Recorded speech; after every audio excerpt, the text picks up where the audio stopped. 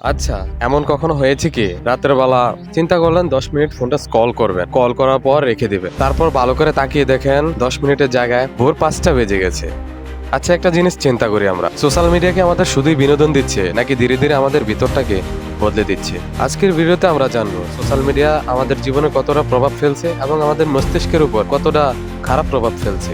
তো আর দেরি কিসের, চলুন ভিডিওটা শুরু করি।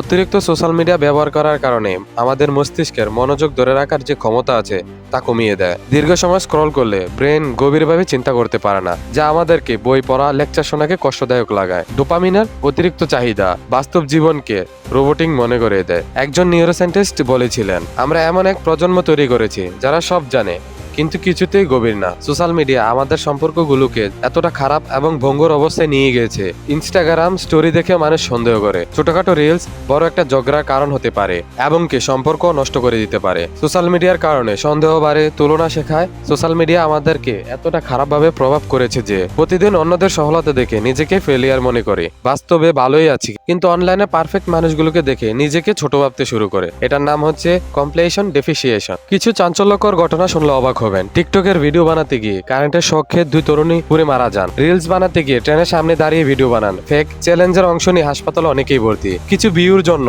মানুষ তার জীবনকে ঝুঁকিতে ফেলছে। এটা একটা প্রশ্ন, ভিউকে জীবনের চেয়ে দামি? ফেক নিউজ ও ফেক ভিডিওর ভয়ঙ্কর দিকগুলো বলে এমন অনেক নিউজ আমরা দেখেছি যা কিনা ভুয়া হয়েছে।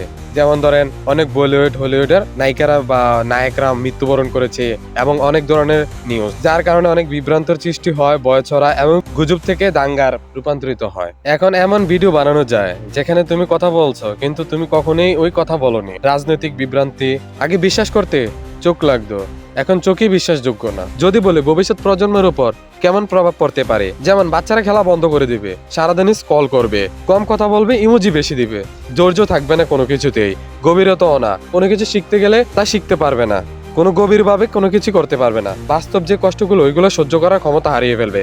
একটা প্রশ্ন রেখে যায় আপনাদের মাঝে, আমরা কি স্মার্ট প্রজন্ম বানাচ্ছি নাকি আসক্ত প্রজন্ম? সত্যি কথা বলতে এই সোশ্যাল মিডিয়া দৌড়তেই আমার এই ভিডিওটা দেখতে পাচ্ছেন। সোশ্যাল মিডিয়া কোনো খারাপ জিনিস না, খারাপ জিনিস হচ্ছে নিয়ন্ত্রণ হারানোটা। যেমন ধরেন, সোশ্যাল মিডিয়ার দৌড়তে আমরা শিখতে পারবো, ইনকাম করতে পারবো, প্রতিবাদ করতে পারবো। সোশ্যাল মিডিয়া আমাদের ভবিষ্যৎ লেখছে কিন্তু কলমটা আমাদের হাতেই। এই ভিডিওটা এতটুকুই। তো নতুন ভিডিওর জন্য অপেক্ষা করুন আর সোশ্যাল মিডিয়ার আসক্তি থেকে বাঁচার জন্য চেষ্টা করুন। ততক্ষণ পর্যন্ত ভালো থাকবেন, সুস্থ থাকবেন। আল্লাহ হাফেজ।